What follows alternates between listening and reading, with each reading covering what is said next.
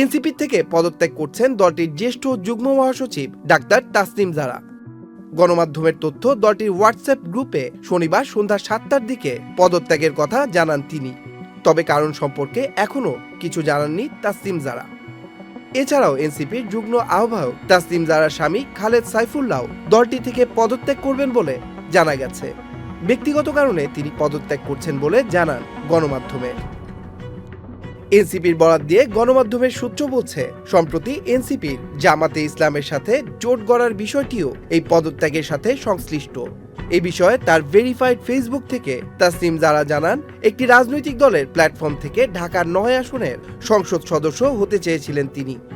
তবে বর্তমান প্রেক্ষাপটে তিনি কোনো দল বা জোটের প্রার্থী হিসেবে নির্বাচনে অংশগ্রহণ না করার সিদ্ধান্ত নিয়েছেন।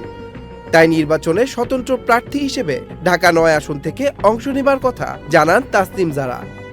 খিলগাঁও, সবুজবাগ ও মুগদা এলাকা নিয়ে গঠিত ঢাকা 9 আসনে বর্তমানে বিএনপির প্রার্থী হিসেবে রয়েছেন ছাত্র দলের সাবেক সাধারণ সম্পাদক ও বিএনপির নির্বাহী কমিটির সদস্য হাবিবুর রশিদ হাবিব এবং জামায়াতে ইসলামের প্রার্থী হিসেবে প্রতিদ্বন্দ্বিতা করছেন কবির আহমেদ। এর আগে এনসিপির পক্ষ থেকে ঢাকার 9 আসনের প্রার্থী হিসেবে দাঁড়ানোর পর নির্বাচনী প্রচারের উদ্দেশ্যে ক্রাউড ফান্ডিং করেন যারা, যেখানে প্রায় 47 লাখ টাকা আসার কথা জানানো হয়।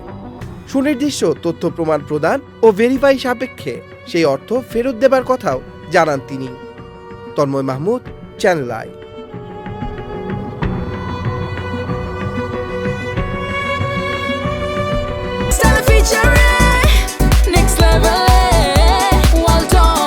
Side by side fridge.